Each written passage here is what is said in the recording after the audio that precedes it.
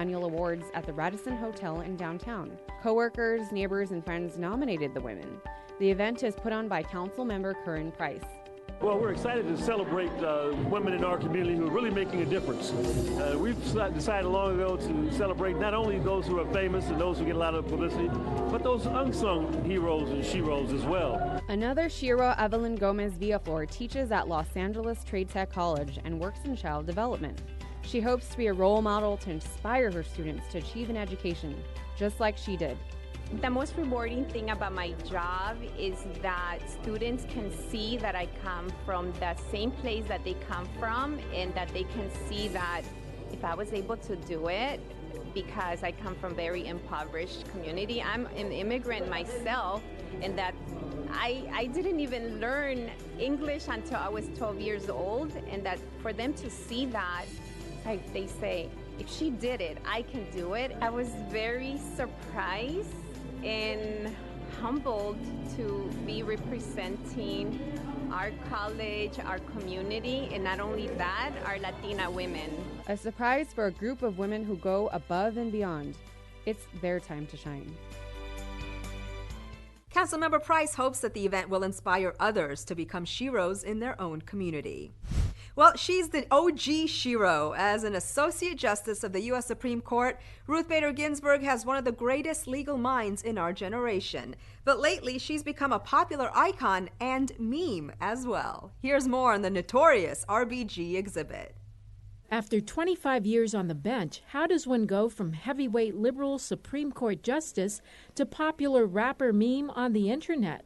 Justice Ruth Bader Ginsburg, now better known as Notorious RBG, has been compared to the late rapper Notorious B.I.G. for her ferocious dissenting opinions on the bench. It's all part of the Notorious RBG exhibit at Skirball Center. The majority of the Supreme Court gutted a major provision of the Voting Rights Act under a theory that racism no longer mattered and was over. Justice Ginsburg dissented in that opinion. I created this tribute to her. I think she's really worked so hard her entire career to see a world that is more equal, that is more just. The Notorious RBG meme went viral, which led to a book by its two authors and then the exhibit. Here, viewers get a close-up look at how Ginsburg grew up, at her gnarly workout regimen, 20 push-ups at a time, at her struggle to finish law school and get a job at a time when women weren't hired for legal work, and her fight for women's rights and civil rights both during and before her Supreme Court nomination. Before Ruth Bader Ginsburg became the co-founder of the ACLU Women's Rights Project and brought cases to the Supreme Court, it was completely legal for the federal government to discriminate against women. And by the time she was done, the Constitution considered women as equal people.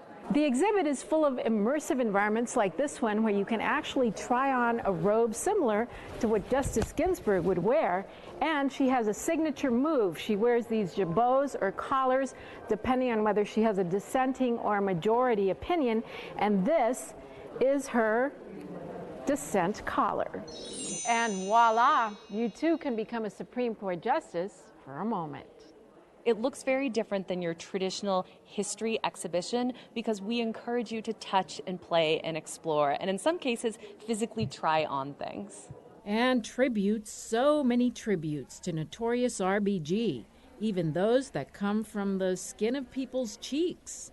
It's a tribute to the justice made with my own skin, my own cheek skin that I source from the inside of my mouth based on nervous cheek biting habit. And I make an image with the skin pigmented with tattoo inks. As for her private life, she had a lifelong love affair with her husband, Marty, who died in 2010. They were partners in life. He wanted Ruth to be able to pursue her dreams and her goals. And Ginsburg has done just that as she continues to fight for equal rights for everyone. As for her rapper, Notorious RBG rep, she's grown to laugh and like it. The exhibit will be at Skirball Center until March of 2019. Well, it was a stand against sexual harassment and assault as hundreds took to the streets in downtown LA demanding respect for all women, no matter what kinds of clothes they wear.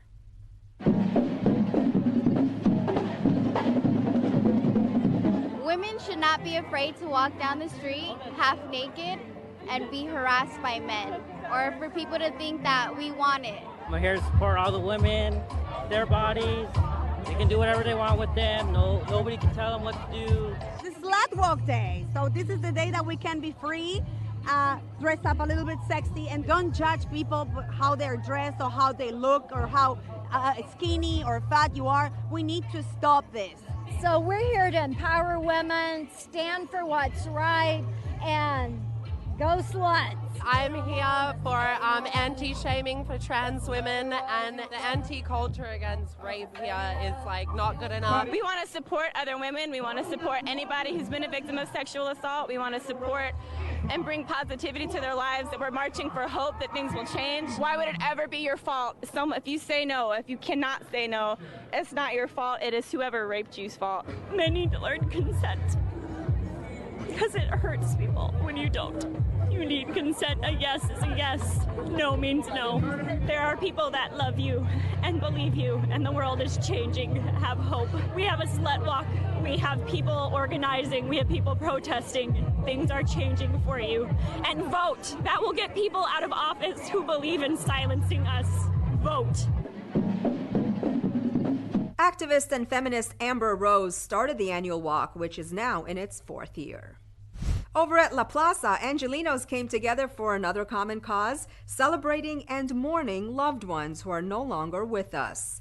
El Velorio at La Plaza de la Raza was all about community and giving back. Ouch! That foot in the fire has got to hurt.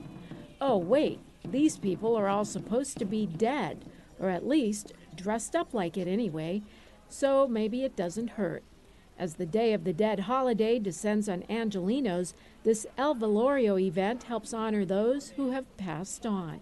In English, it's the wake, so it's a part of the whole death process, and that's one of the reasons why I decided to call it El Velorio. Day of the Dead is about a month-long celebration of life and death and family and friends, and you know, I'm a person that respects both life and death. I actually have it tattooed on my chest.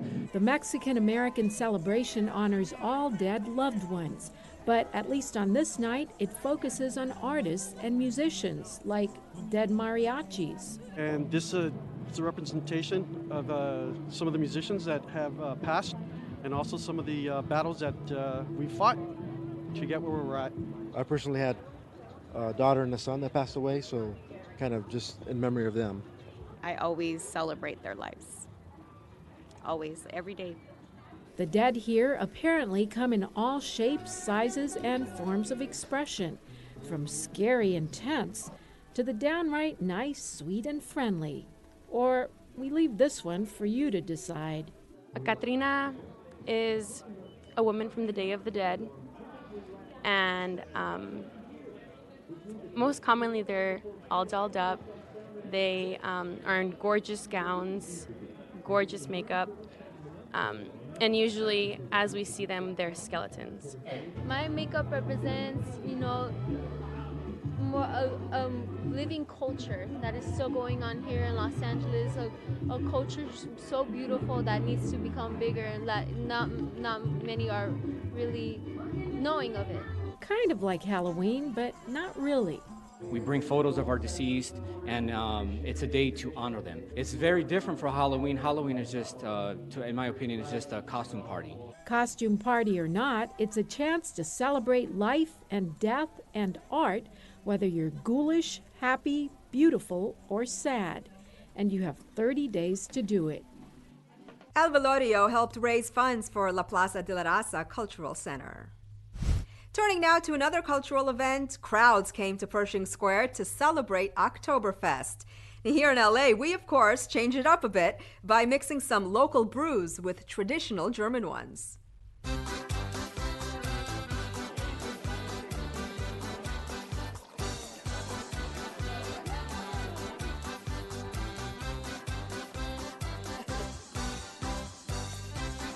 I have been to Munich, Germany to Oktoberfest 3 times, and I always wondered why LA didn't have one, an outdoor, really outdoor Oktoberfest. And so 3 years ago, I embarked on putting it together. This is our third year, and it's been successful. People have responded well to it.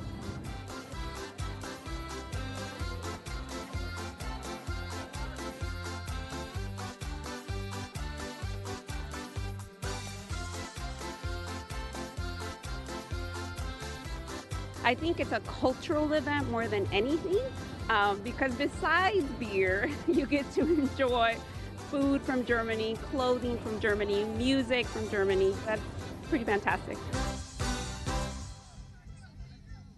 The first Oktoberfest in downtown LA took place in 2016. Well, it's become a beloved annual tradition of music, art, and community. Rasha Goel takes us down by the LA River to the Frogtown Art Walk. Art, food, entertainment, and much more along the LA River in Elysian Valley. It's the 11th annual Frogtown Art Walk, a community festival that brings artists, businesses, and residents together.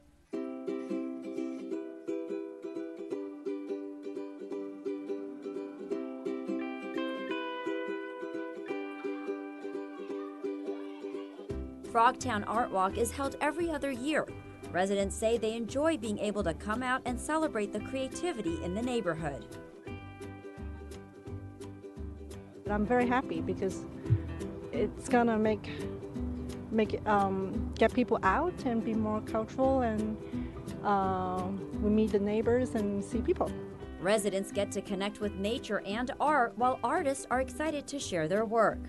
Frogtown's going through a lot of changes and interesting ones. I think we're in a very interesting point in time where many communities are sort of merging here. The name Frogtown comes from the frogs that used to emerge from the grassy banks, and it was later adopted by local gangs to keep most locals and artists away. But things have changed over the past few years, where now a thriving creative community has blossomed. I would have never thought it would have been like this. Never would have thought. 20, 30 years ago, growing up, this was all commercial business, and we never thought it would come down to gentrification. It's a lot different than it was. Night installations also illuminated the streets. Frogtown has become a place for many artists where they are able to fuel their creative process.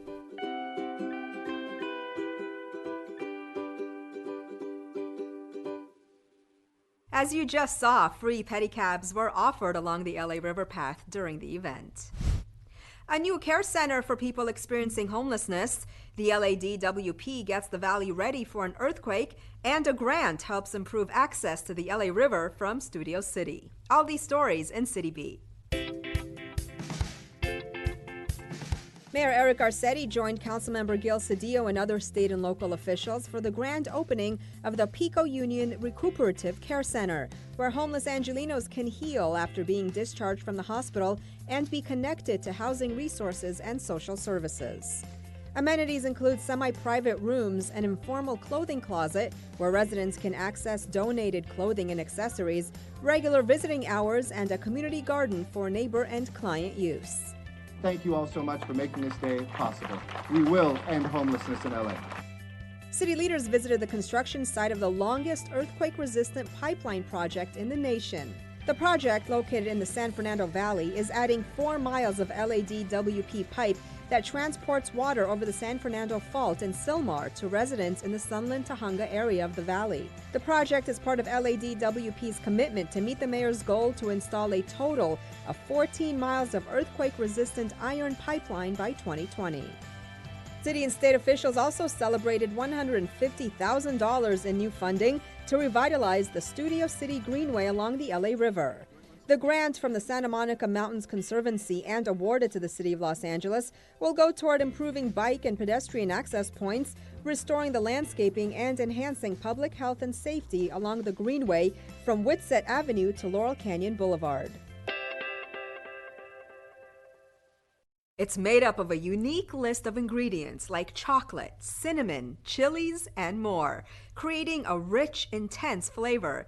It's mole, a Mexican sauce that simmers in tradition.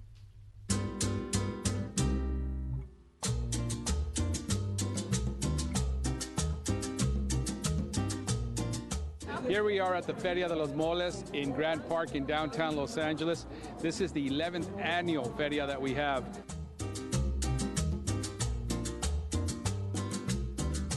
The mole came about back in the Oaxaca when we wanted to combine, make a dish that combined our ingredients. And during the colonization period, as we, started doing trade and everything, we gained more products. It goes very well with just about anything.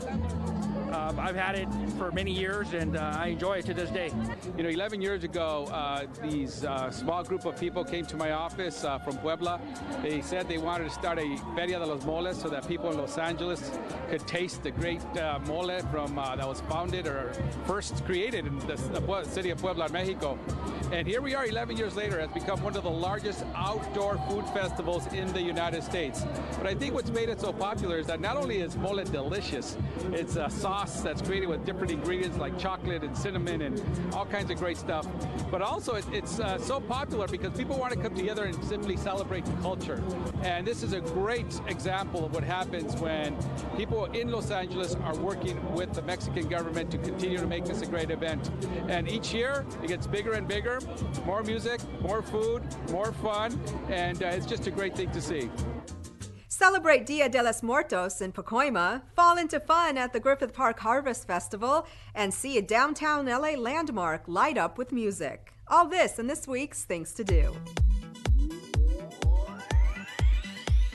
Councilwoman Monica Rodriguez invites you for Dia de los Muertos Music and Arts Festival in Pacoima. The two-day street festival along Van Nuys Boulevard will feature Latino artists and entertainers, tasty food, contests, and community vendors. You don't want to miss out on this fun and free event for all ages in LA. The festival takes place November 3rd and 4th at 12 p.m. at the Pacoima City Hall, located at 13520 Van Nuys Boulevard. Fall into fun at the Griffith Park Harvest Festival. Celebrate the changing seasons with the second annual Harvest Festival in Griffith Park. Join in for live music, food, local craft, beer, games, climbing wall, and other fun autumn activities. Co-hosted by the Los Angeles Parks Foundation and the City of Los Angeles Department of Recreation and Parks. The festival takes place Sunday, November 4th from 12 to 4 p.m. at 4730 Crystal Springs Drive. The Triforium in downtown LA lives again. Its original light and sound programs, rescued from dusty 8-bit paper tapes and transcoded into modern software, will return, reacting in real time to live musical performances. For the first time in decades, Angelinos will have an opportunity to experience the Triforium as it was meant to be experienced. See it in action on Friday, November 2nd in downtown LA. And that's a look at some things to do. Well, that's going to do it for this edition. I'm Yana Kay. From all of us here at LA This Week, thanks for joining us. A reminder that you can catch us online at lacitv.org and check out our newest social media videos, LA This Minute. We'll see you back here next week for more of LA This Week.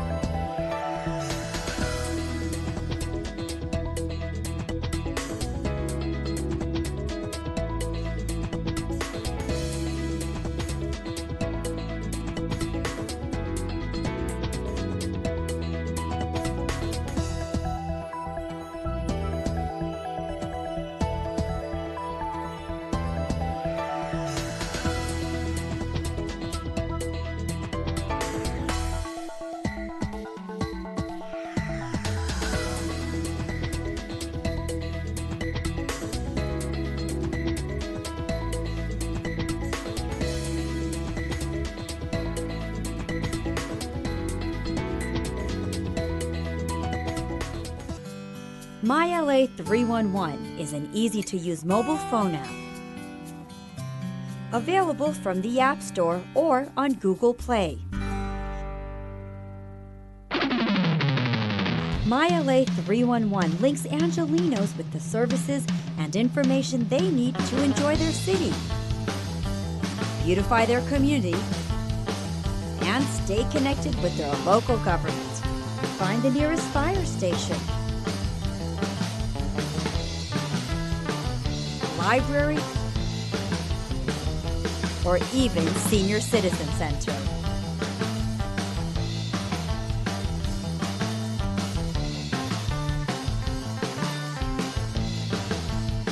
Request graffiti removal.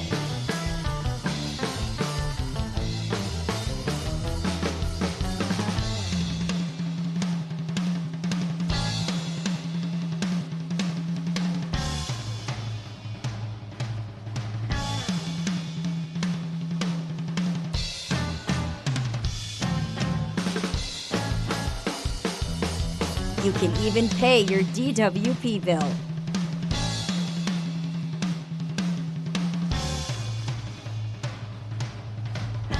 Keep up with what's going on at City Hall.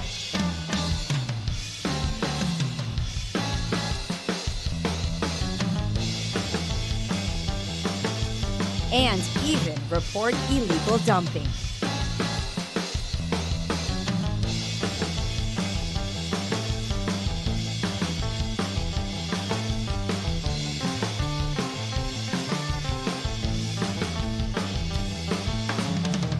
MyLA 311 puts the power of City Hall in the palm of your hand.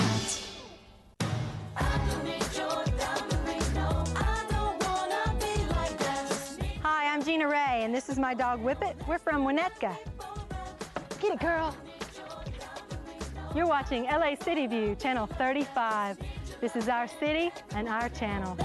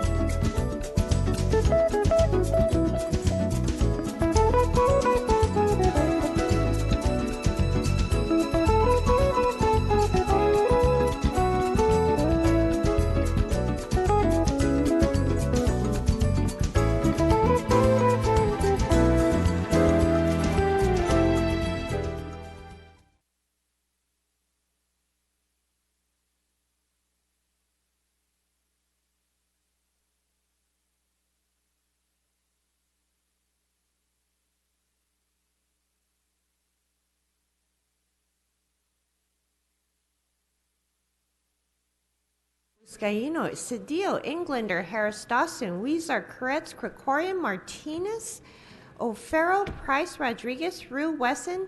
10 members present in quorum, Mr. President. Thank you very much. First order of business. Approval of the minutes. Mr. Cedillo moves, Buscaino seconds. Next. Commendatory resolutions for approval. Weezer moves and Englander seconds. That brings us where? Items 1 through 8 are items noticed for public hearing, and there are cards on all items, sir. Okay, then let's continue through the agenda. Items 9 through 41 are items for which public hearings have been held. There is a request to hold items 12 and 15 for technical corrections, and also for the record, committee reports for items 10, 11, 18 have been submitted, posted, circulated for council's consideration, sir. Okay, well, let's vote on the available items. Mr. Buscaino. Please. Let's hold 18. Mr. Koretz. Can we hold item 40? We'll hold 40 for Mr. Koretz. Let's prepare to vote. Let's open the roll, close the roll, tabulate. 12 ayes. That brings us where? 11. Forthwith on, what 10 was and that? 11. 10 and 11. Thank you. Let's move on, Madam Clerk. Items 42 through 44 are items for which public hearings have not been held. 10 votes are required for consideration, sir. Okay, so without objection, those items are now before this body. You have cards on these items? Yes, there are cards on 42 through 44, Okay, sir. then let's move on to items 45 through 48. In fact, maybe, Mr. City Attorney, why don't we hold them on the desk for a moment? And so let's continue. Mr. Rue? Item 14 forthwith, please. 14 forthwith.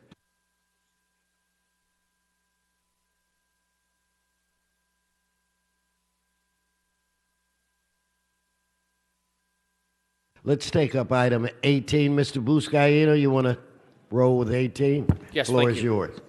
Thank you, colleagues. This is an important item as we advance our efforts to modernize our airport, and a giant leap to continue to turn the LA airport into a world-class airport. So marks another major milestone in the modernization, and this item before you is a 28-year, multi-billion-dollar agreement with LA Gateway Partners to design, build, finance, and operate and maintain the landside access modernization program's consolidated rental-car facility project at LA International Airport. Now, the recommended developer, LA Gateway Partners, received the second highest technical score on their proposal and proposed the lowest total cost for both design and construction and operation and maintenance at just over $2 billion. This new consolidated rental car facility will enhance the customer experience by facilitating a choice of rental car providers, create a welcoming location to pick up and drop off cars. It's a connection to the people mover, and overall it will improve the air quality of the neighborhoods surrounding LAX.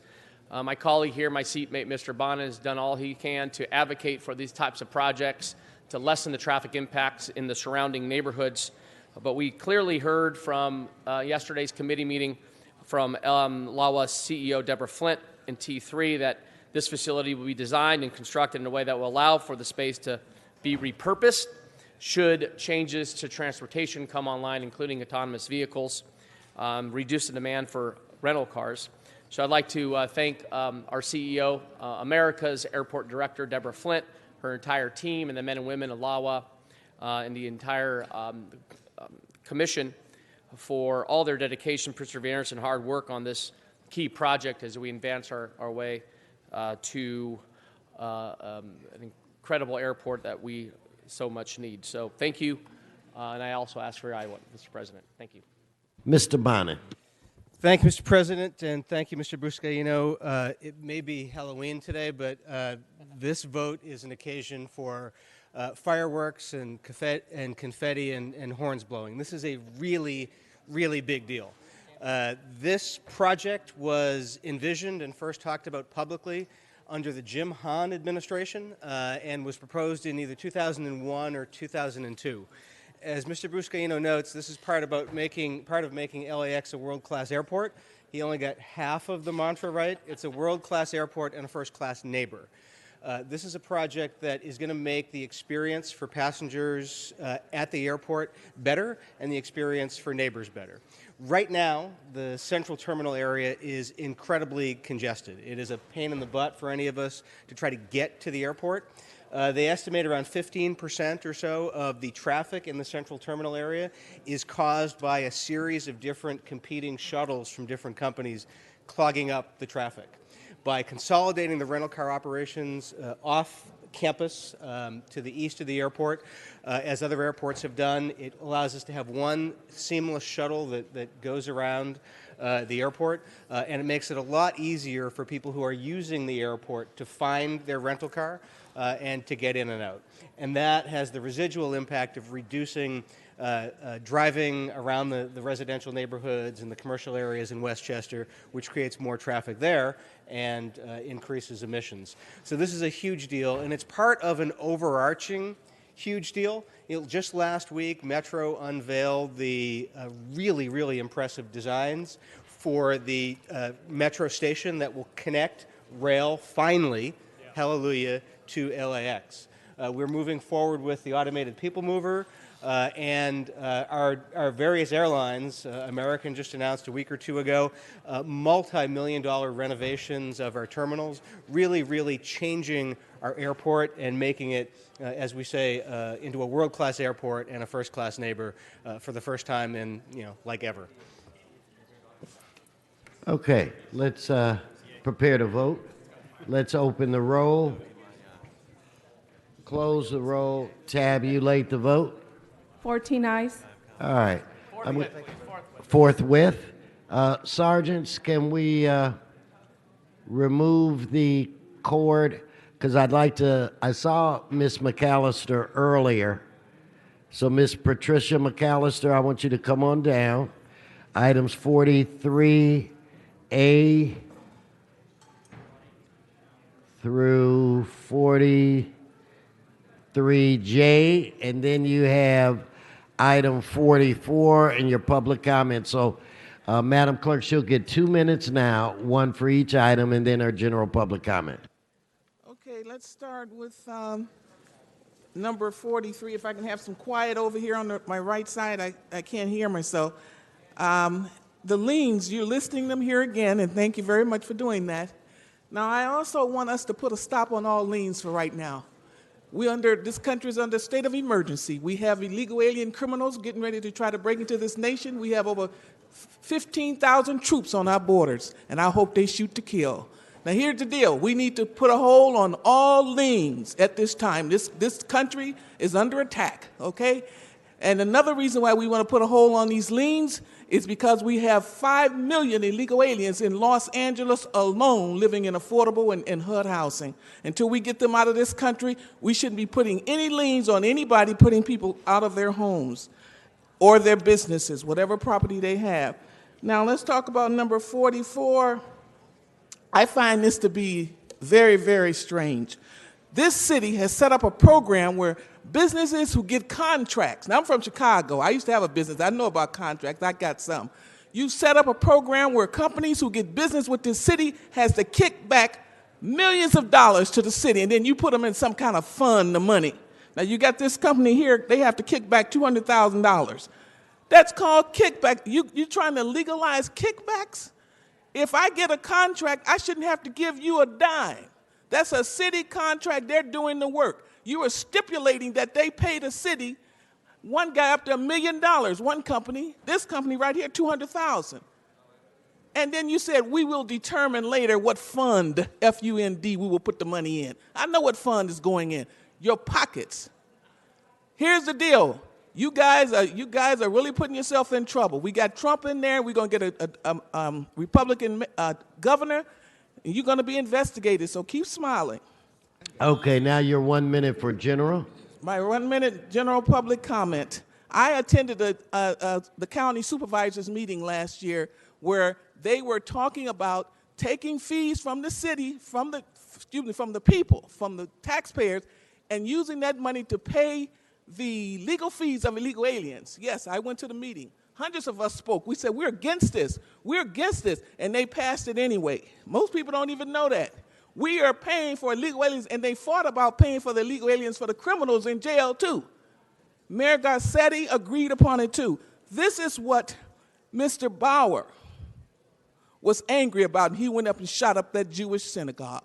This is what he was angry about, that our money is going for these illegal aliens. Mr. Robert Bowers, it's on the web and everywhere. That was one of his main complaints. I went to the supervisors meeting, and you're doing it right here in Los Angeles, and I was mad, but what can we do? The Jews say we're going to do what we want to do, and they started taxing us. Thank you. Okay, now let's get Mr. Previn. You have item 7. Then you have 43A through 43J, item 44, and your general public comments. So give him 3. Yes, Mr. Previn.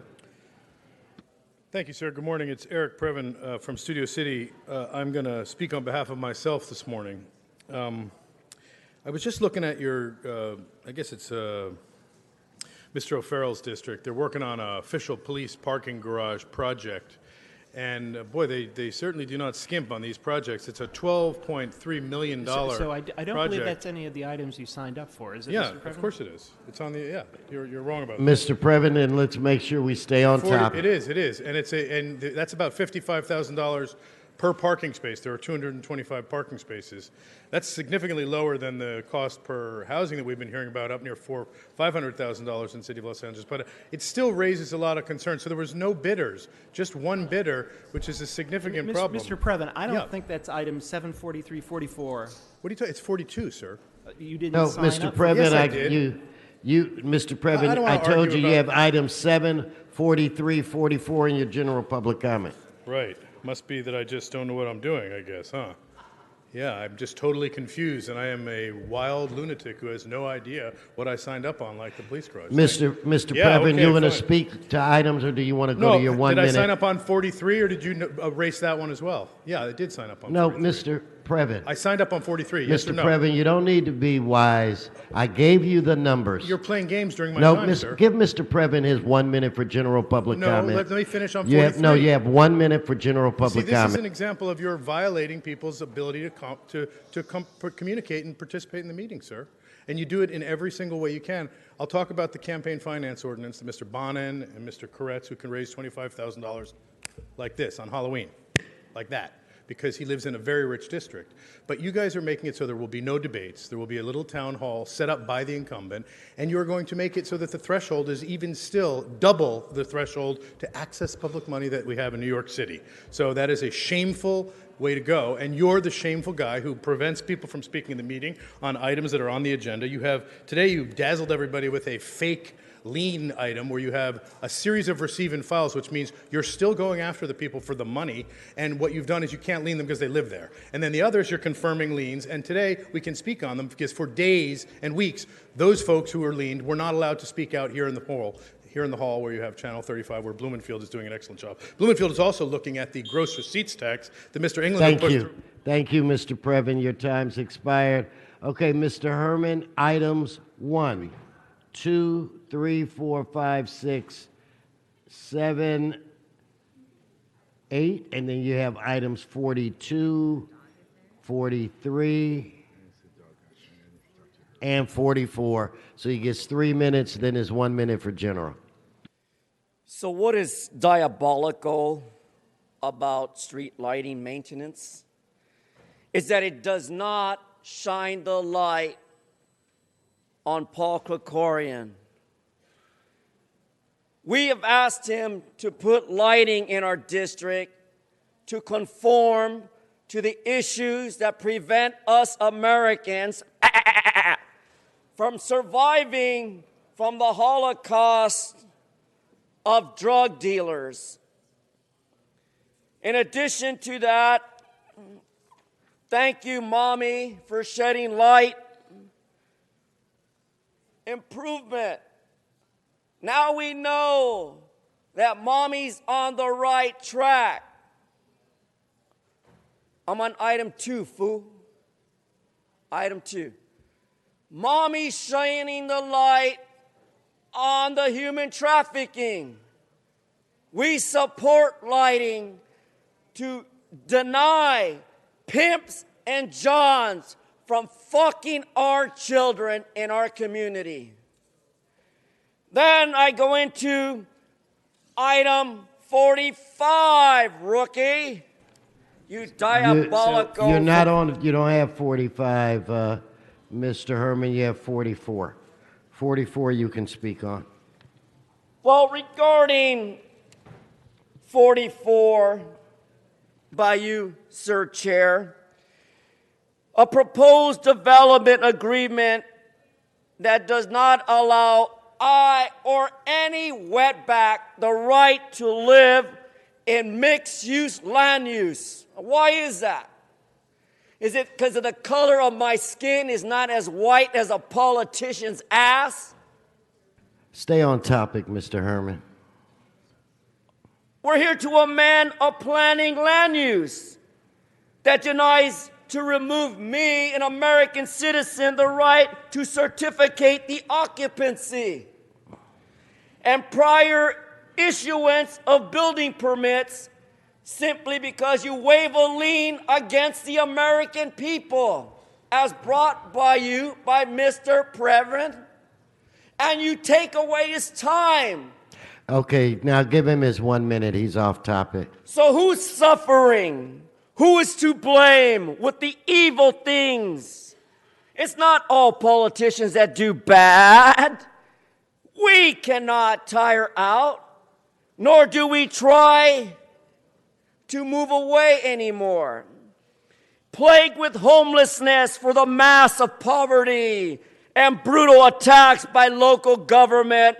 Fuck you, Kevin DeLeon. No motherfucking place like my home. And governments act with selfishness, greed, and power. Only a heartless, diabolical asshole politician can do such damage, emotional harm to the public.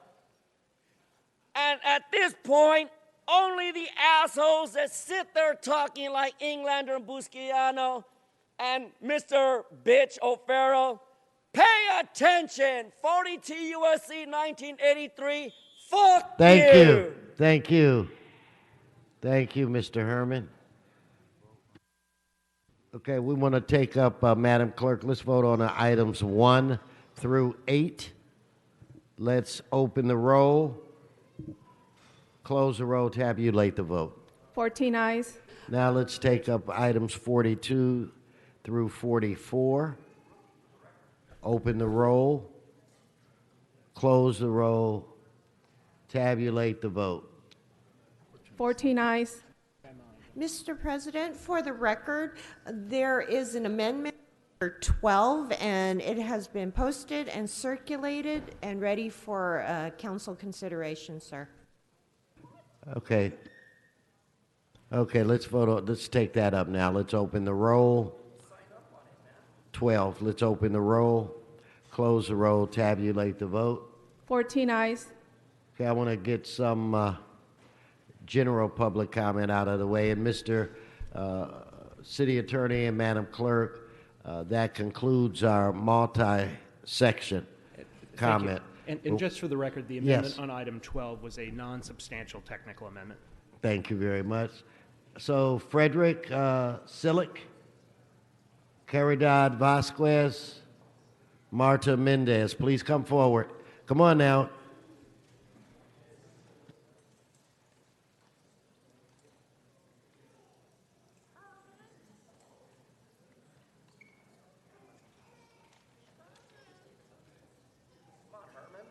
Come on, guys.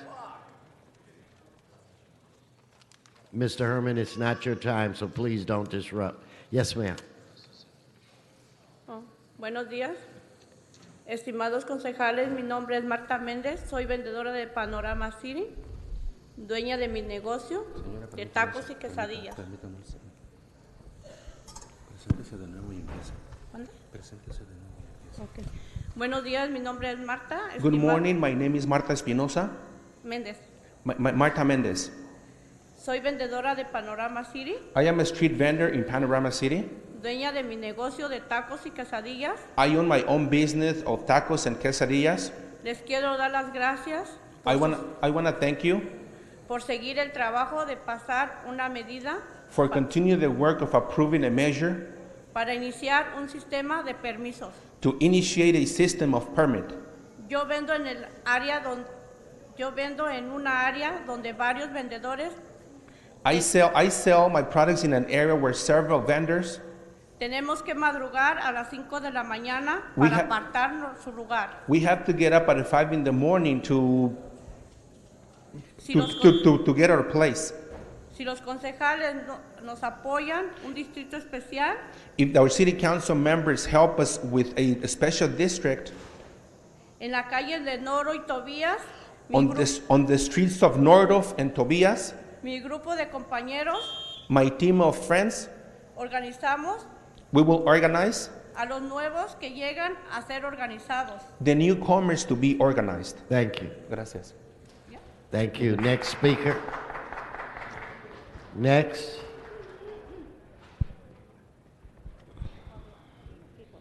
Usted empieza, señora. Buenos días, Good morning, señores concejales. city council members.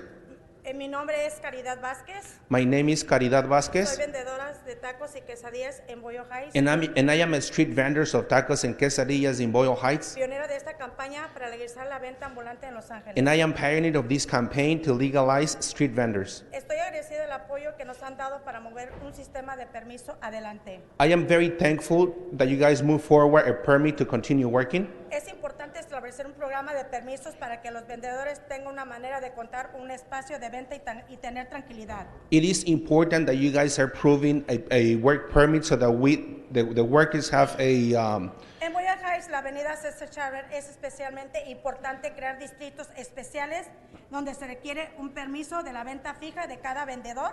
in Boyle Heights. It is always good to have the safe place where we can sell our products.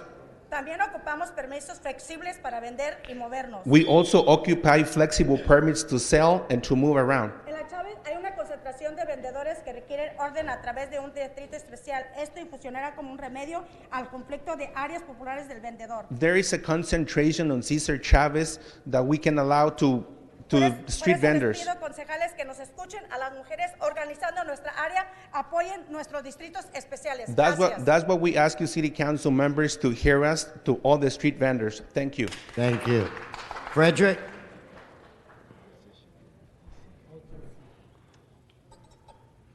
Morning. Morning. Leadership is the subject today. We need leadership. The typical member of this populace has not effectively broken away from their childish antics or attitudes. Life is not a game. Adulthood is still not fully realized, still a dream. We need to be led to this very different attitude. Kids and adults are as different as night and day, left and right, black and white. To reach this critical stage, we need individuals or the individual with vision. Vision is the mature insight and penetration into the problems that lead us to higher levels of abilities. We need to listen to these individuals. Our very common life's practices should be put under intense scrutiny. Sports, religion, business, politics should be under intense scrutiny. We need leadership. Thank you. Mr. Krikorian, would you walk us through the closed session items? Yes, sir. Thank you, Mr. President. Items 45, 46, 47, and 48 have all been considered by Budget and Finance, which recommends approval of the City Attorney's recommendations. All of those matters are routine settlements which can be considered in open session unless members have questions or concerns. Thank you. Okay, you want to read those items? Yes, sir. Item 45 in the case entitled Marion Ring versus City of Los Angeles, there's a recommendation to expend $500,000 in settlement. Item number 46, in the case entitled Michael Wright versus City of Los Angeles et al., there is a recommendation to expend $350,000 in settlement. Item 47, in the case entitled Rachel Hunter versus City of Los Angeles et al., there is a recommendation to expend $200,000 in settlement. Item 48, in the case entitled City of Los Angeles versus Duesenberg Investment Company, LLC, there is a recommendation to expend $10,200,000 in settlement. Okay, let's prepare to vote on these items. Let's open the roll, close the roll, tabulate the vote. 14 eyes.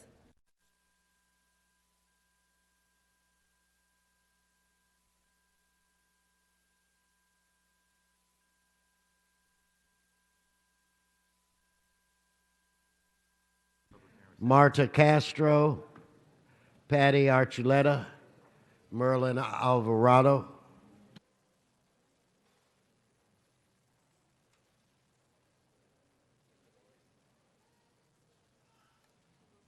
Can I get our translation? No, I'm okay. Welcome. Bienvenida. No, yo puedo, I can do it in English. Oh, okay. Hi, my name is Patty Archuleta, and I vend over on San Pedro and 31st Street, and I've been vending for 2 years and a half. And I'm here to ask you to adopt all the recommendations from the previous meetings.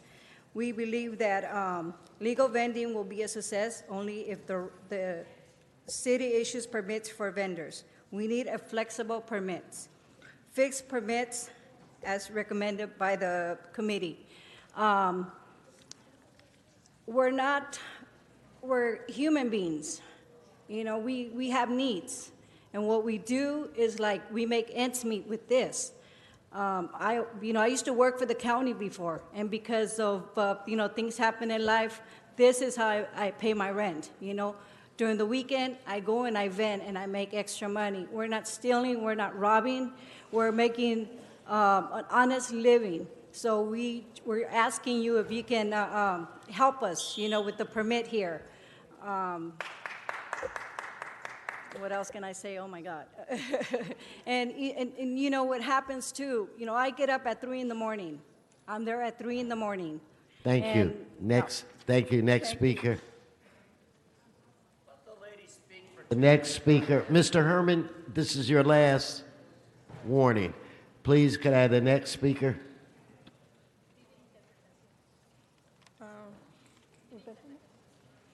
Un intérprete, por favor. Can we get the translation? Thank you. Gracias. Usted me dice ya. Buenas tardes a todos. Good evening, everyone. Mi nombre es Marta Castro. My name is Marta Castro, Soy un modelo de los vendedores en la calle Main. and I am a model of the street vendors on Main Street, Estoy aquí para pedirle su apoyo and I am here asking for your support y dispuestos a trabajar con los concejales. en and las- willing to work with the city council members. También vengo a abogar por un permiso I am here to defend for a permit, fijo y móvil. fixed and mobile. No aprobamos We do not approve que excluyan áreas that you guys exclude areas, específicas specific areas en la ciudad. in the city. Muchas gracias. Thank you. Thank you. Gracias a usted.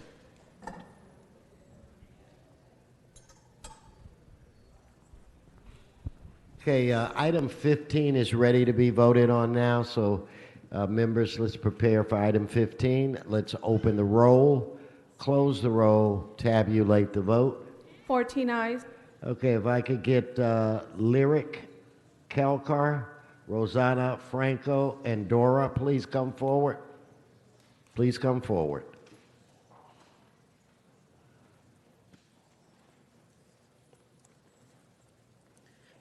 Good morning. My name is Rosanna Franco, and I'm a policy associate at the LA Food Policy Council.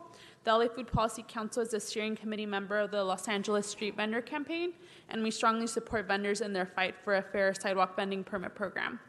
Moreover, we support a sidewalk vending program with programmatic support for healthy food incentives. This includes reduced permit fees for healthy food vendors, reduced or waived fees for vendors who sell in food deserts, among other incentives that were laid out in the July 2nd draft ordinance, which we know is currently being modified. As we all know, there are many communities in Los Angeles that are disproportionately impacted by limited healthy food options, and so sidewalk vendors who sell fresh fruits and vegetables present an opportunity to increase access to these healthy foods. We look forward to a fair permit program that brings vendors out of the shadows and into the formal economy. Thank you very much. Thank you. Next speaker. And then I need Antonia Ramirez. Yes.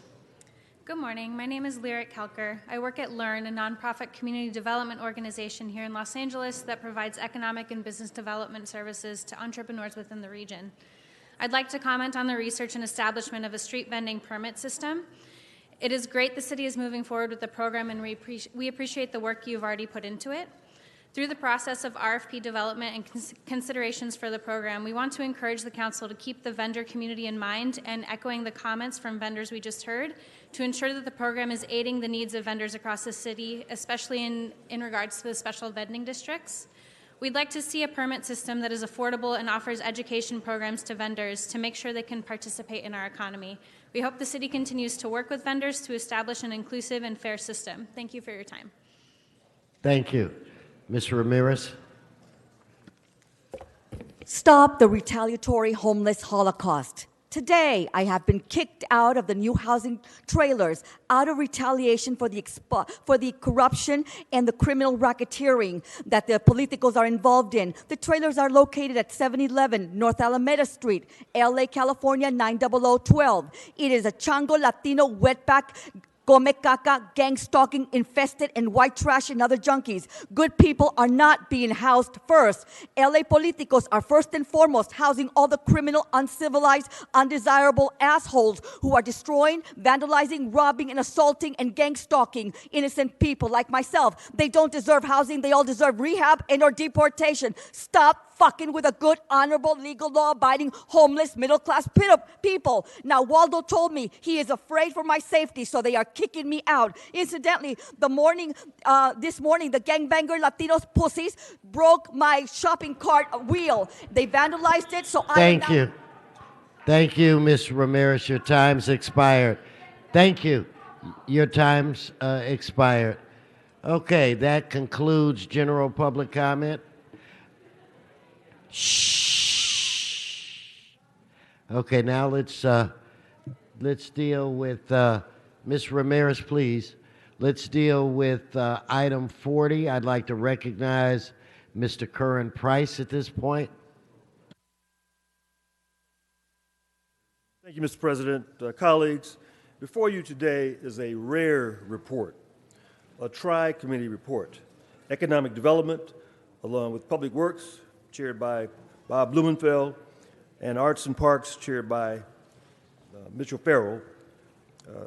The committees met and voted unanimously on the recommendations before you for a sidewalk vending program. It's hard to believe that this could happen on an issue that previously garnered a lot of controversy, but the fact is that a lot of the decisions are out of our hands. The state passed SB 946, and we're limited in how we regulate sidewalk vending going forward. Having said that, about 95% of what we passed in April is still part of the policy.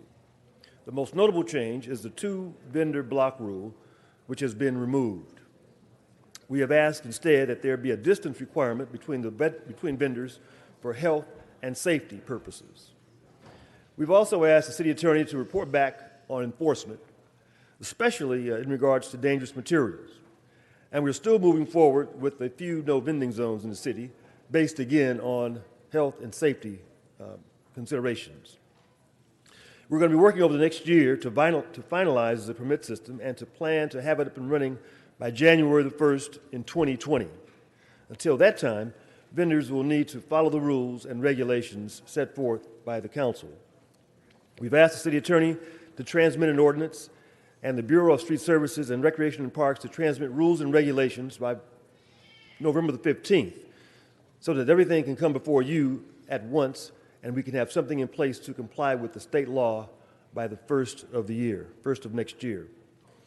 Members, I ask for your support of the recommendations before you today so that we can finally move this policy forward, help thousands of micro entrepreneurs come out of the shadows, and legitimize a business whose delicious and creative foods we enjoy. Thank you. You know, I want to call on Mr. Blumenfield. Thank you. Really, I just wanted to compliment Mr. Price. Although it was a joint committee with us chairing different committees, Mr. Price did the heavy lifting on this from the get-go, and I just wanted to take a moment to appreciate the real hard work that you did to get us to this place. We're going to get this report back with some good information about how to go with the next steps, but really, you did a great job on moving this forward. Thank you, Mr. Price. All right, Mr. Krikorian. Yeah.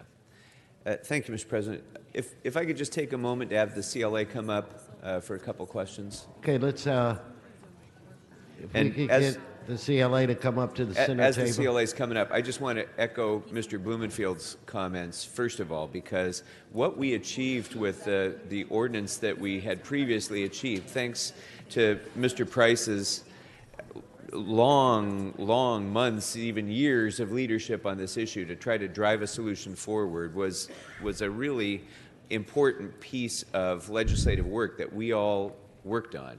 And I just need to express my frustration, I guess, that some people in Sacramento continue to believe that they know better how to manage our sidewalks and the policies that affect our neighborhoods better than the people of Los Angeles do. And this continues to happen because people want to make a name for themselves in the state legislature, and it, to be frank, really screws up our ability to take into account the individual nature of our respective districts and our respective neighborhoods. And it's kind of outrageous, honestly.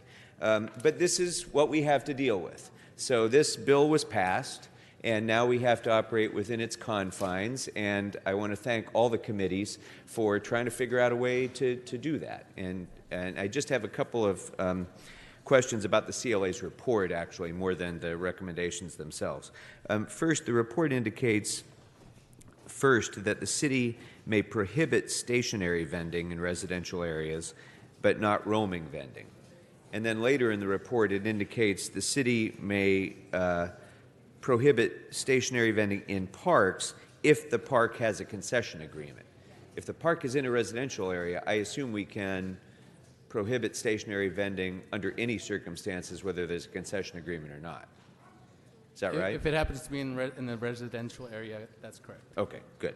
And then there's a part in here about some ambiguity in the report. There's a question of ambiguity regarding the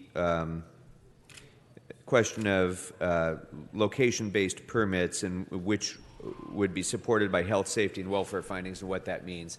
There's an indication in there that the CLA is working with the author's office to clear up that ambiguity. I just need to say what the author has to say about this is entirely irrelevant. The legislature passed and the governor signed a bill. What the author of this bill thinks that bill means is completely irrelevant, and I don't think we should give any consideration to the author's opinion about what the author meant. We need to look at the words of it, rely on the city attorney's advice, our city attorney's advice about what we can do, and that's it. So I just need to make that point because it's bad enough that they legislate and tell us what to do. I don't think we should allow an individual member of the legislature to dictate our policy making based on that bill. They put words on a paper, they passed it, 80 assembly members, 40 senators, and a governor. We have to deal with the words that are on the paper without regard to retroactively trying to clarify ambiguities now that it's done. Yeah, just for clarification, we did consult with our city attorney. Great, great, and only the city attorney. my final question on this is with regard to, we had struggled with our ordinance in trying to figure out how we balance the vendors' permitting process with the needs of the film and television industry during location shoots and how we would deal with that.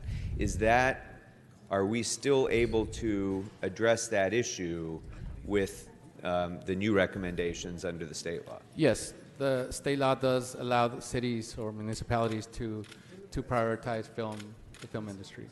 So if a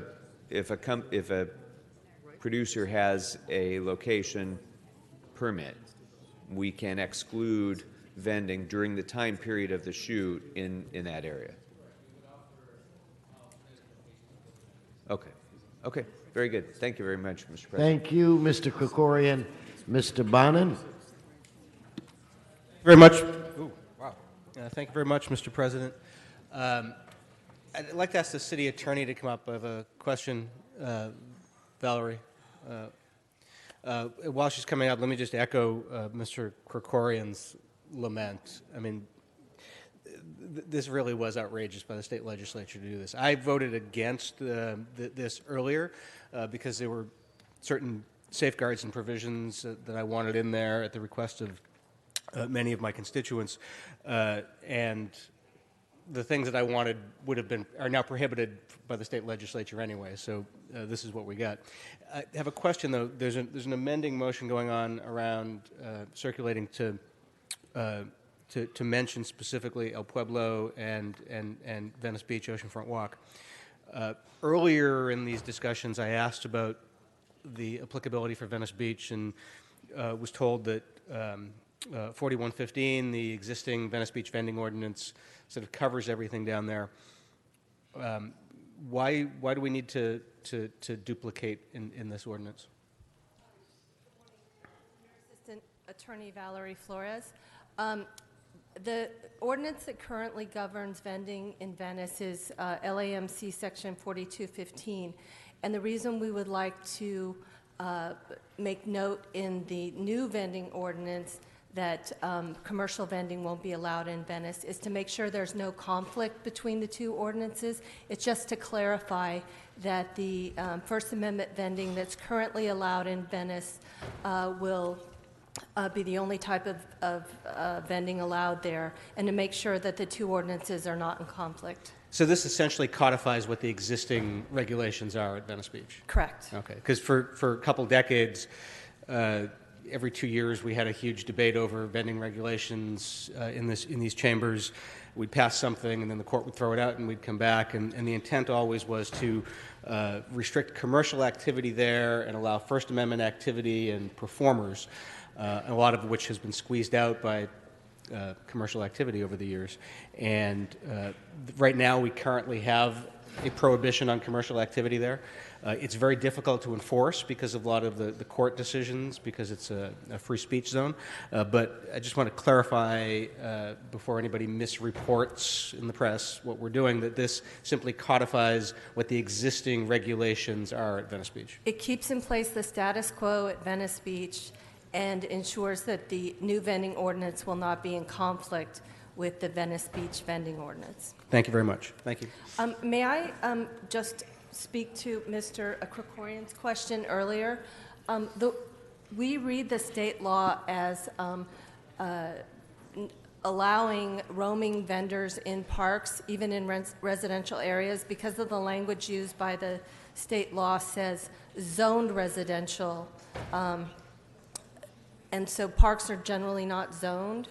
And so we believe that mobile vending in parks is mandated by the new state law. The question was stationary vendors. Well, stationary vendors can be banned in parks under the new state law, provided that there's either a health, safety, and welfare finding, or there's a signed concession agreement that has exclusivity. Rushing back to his chair.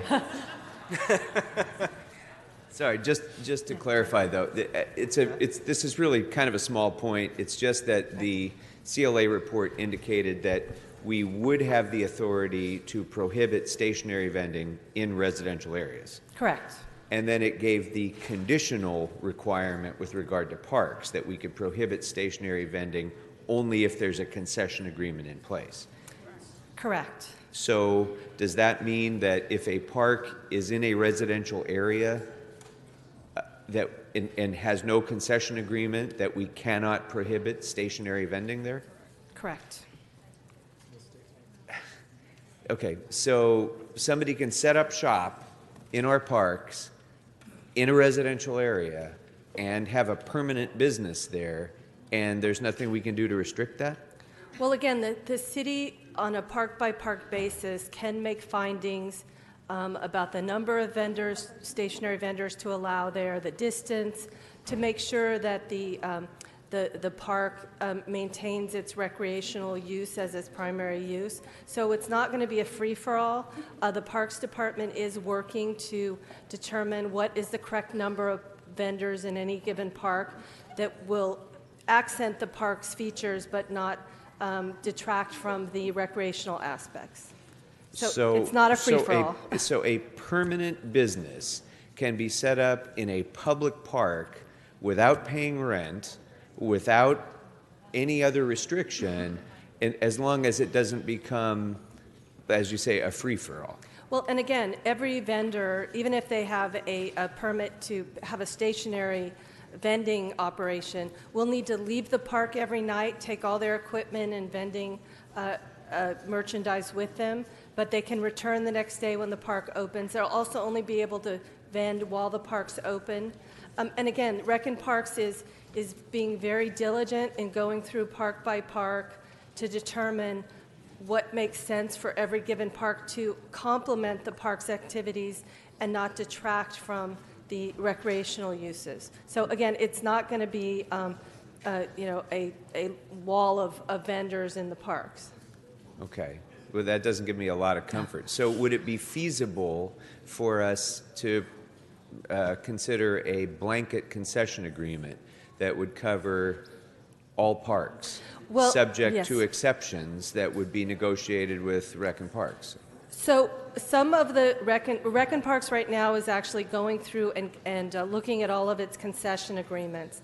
And for those concession agreements which don't have exclusivity provisions, most likely because they were entered into at a time when vending was illegal, so they didn't need one, they may come back to council with an amendment for those concession agreements that will grant exclusivity, because that might have been the intent of the parties when the original contract was drafted. So it's more of a contract reformation, and they would, in certain parks, want to ensure that that exclusivity remains. And so they're looking at that right now, and they will be entering into some contract amendments for that very purpose. Okay, great. Thank you. Mr. Koretz. Thank you, Mr. President. A couple of follow-up questions on that. So if we have a park that doesn't have any kind of an agreement with a vendor, are we allowed to go out to RFP or however we would select a vendor and select an exclusive vendor that isn't there right now? Yes, if the Rec and Parks Department determines that there's a concession opportunity or a need for a permanent concession in a park, it could, nothing in the state law precludes the city from entering into new concession agreements. And we could do that a year from now? Yes. And people that are vending currently would then have to leave and concede to that if they're exclusive stationary, vendor. if they're a stationary vendor. Okay. Also, is there any limitation on what's sold, or could you have a vendor selling stereo equipment in a park where there's no nexus but the desire to make some money? Again, the Department of Rec and Parks right now is working on rules and regulations that will address the types of items that may be sold in parks to make sure they're compatible. And I believe one of the things they're looking at is banning the sale of any dangerous toys. So those sorts of things where the ban or the regulation or the limit furthers public welfare, health and safety, they will be able to adopt reasonable regulations to ensure that those sorts of items aren't sold. And if it's, again, something that would be incompatible with the park, like stereo equipment, they may also be able to prohibit that. Someone selling large appliances, bringing in refrigerators and washer dryers. I mean, some things that seem rather strange and have no compatibility with a park particularly. Right, and there will be limits on the, if a vendor is using a stationary or a mobile cart, there can be limits on the size to prevent the, sale of large appliances and those sorts of things.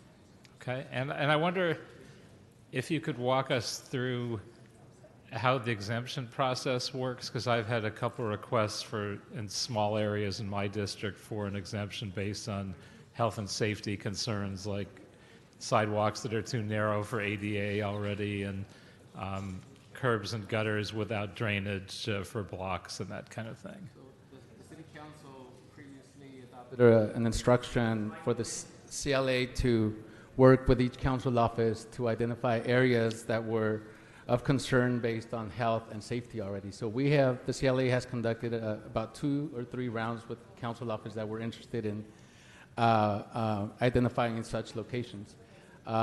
State law also allows includes provisions that allow municipalities to identify those locations as well.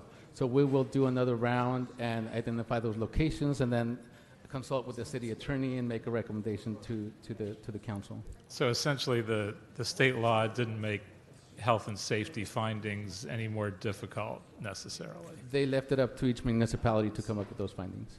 Okay, thank you. And Mr. President? Yes. Just for the record, Mr. Herman's been shouting out, snorting, making goat noises, Okay, telling Sergeant, people to speak into microphones. We've warned Mr. Herman all day, so could you have him removed from the council chambers? Just remove him.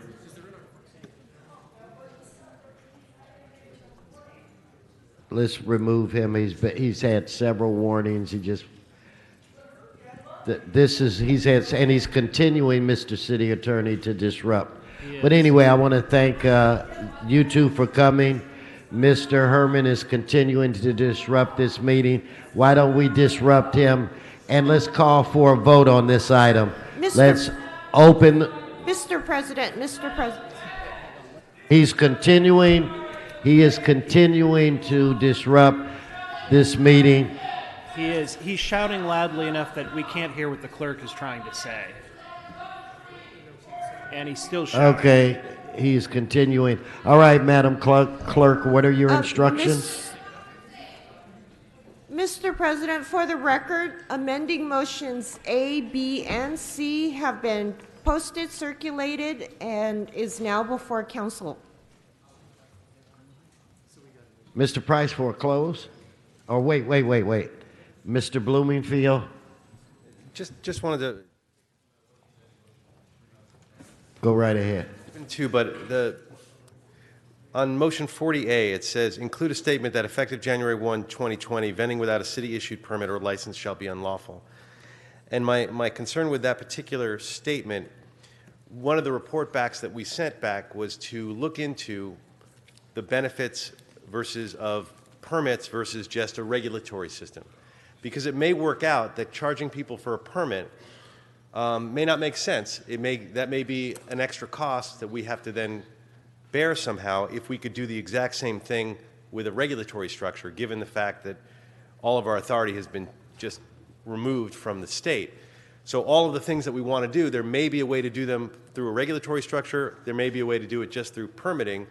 I'm open to either and want to follow Mr. Price's lead, but we did ask for a report back to get the pros and cons and the costs and the benefits of that. So I'm a little leery of mandating that they have to have a permit when we haven't gotten the report back yet on the pros and cons versus a regulatory structure versus a permit structure. So that's my concern with that, with 40A line H. But everything, I understand the intent of the rest of it, and I'm behind all that, but I don't want to put the cart before the horse. So that's just a concern.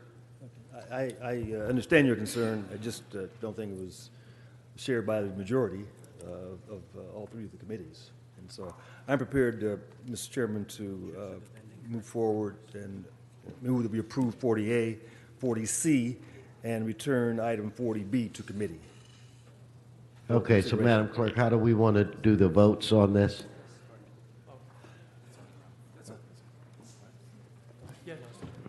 Mr. Blumenfield, what was the amendment that you had concern us about? Well, it was just the one number? piece of 40A. So why don't we take that, if it's okay with you, Mr. Price, we'll do that separately. Why don't we just take up the amendments, individually, and we'll do it that way. And you just tell me what order we should go in. Well, the request is to send 40B. No, which one do you want to send to committee? B, 40B to committee.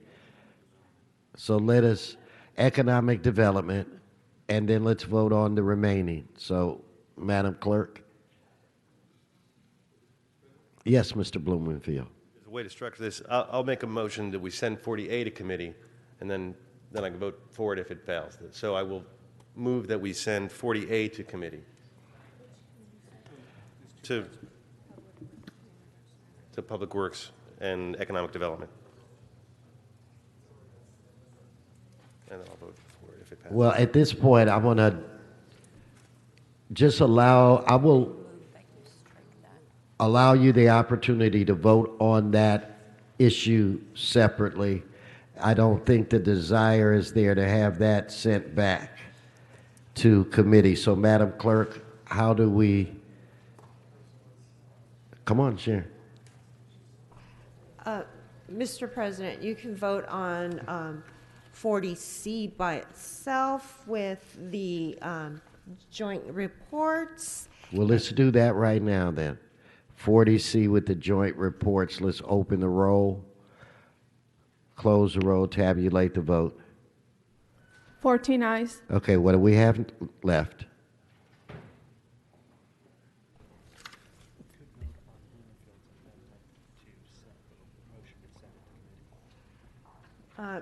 Yes, but we need a second.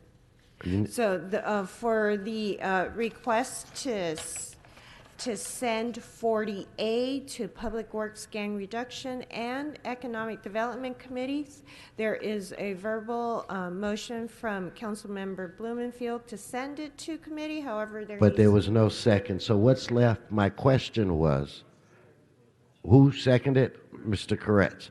All right, so on this issue, on this item, Mr. Blumenfield's asking for a yes vote. Mr. Price is asking for a no vote.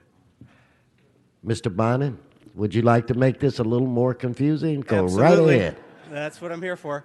I've asked Mr. Blumenfield if he could amend his motion to bifurcate what he's asking for so that 40A1 about Venice Beach and El Pueblo would not go back to committee either way. Is that okay? Well, you know what? Let me recess this for council for 2 minutes, and if I could have you guys come up to the chair for a moment.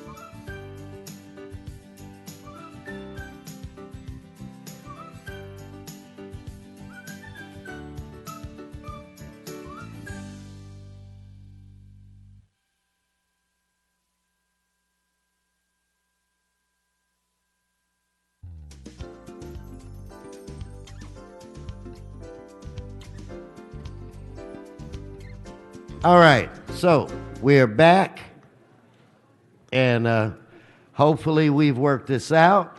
Mr. Price? So, is it you or Mr. O'Farrell that is going to walk us through how we've blended this together? Mr. O'Farrell? Sure. Thank you, Mr. President. So what we just discussed was moving motion 40A forward with item 1 intact and item 2 bifurcating on item 2(1)H, which reads, include a statement that effective January 1st, 2020, vending without a city-issued permit and or license shall be unlawful. So, in other words, colleagues, we're moving motion 40A forward with the exception of item 2(1)H. And the city attorney is coming back with 2 reports then. Mr. Blumenfield, let me get you to chime in on this. Yeah, no, that's my understanding. So we'll instruct them to come back with 2 reports, one which has that provision in it and one which doesn't have that provision in it, because we've asked for the report back to find the pros and cons of whether regulatory or permit makes sense, and we can move forward with all the things, and we'll get that information back. We'll be able to have a discussion and decide what makes sense for us. Yes. Come back with 2 reports. Did you mean come back with 2 ordinances or 2 reports? Ordinances. Okay. Ordinance. 2 ordinances. Okay, I Yeah, just want to clarify one with that provision in it and one without. Okay, thank you. So, can we amend the whole thing, Madam Clerk, Mr. City Attorney, and have 1 vote? Do we need to rescind the 1 vote that we've already taken? And then vote on this as amended? So we've already voted on 40C. That was approved. So that doesn't seem to be an issue. So what are you recommending? And I believe 40B, the motion is to send that to the Economic Development Committee. So we're left with 40A. And as I understand it, you've just made a motion To amend it. Yeah, essentially to divide the question, bifurcate, remove 1H, which the city attorney has been instructed to come back with 2 ordinances, and then the remainder of 40A without 2(1)H. There is a motion, I believe, from you to approve that. So we'll get a second on that, and then we can vote. Mr. Price seconds. Okay. So on this, let us open the roll, close the roll, tabulate the vote. 14 ayes. Madam Clerk, what's before this council? So that's approved. What's before this council? Motion has, council has motions for posting and referral. They're sir. posted, they're referred, announcements, members, announcements. Then if we could all rise for adjourning motions. All rise for adjourning motions. I am looking to my left side, Mr. Blumenfield's side, Mr. Bonnet's side. I'm now, public comment was closed. I'm looking to my left side, Mr. Blumenfield, Mr. Bonnet's side. I'm now looking to my right side, Mr. Rue, Mr. Koretz. I see no adjourning motions. This meeting is adjourned.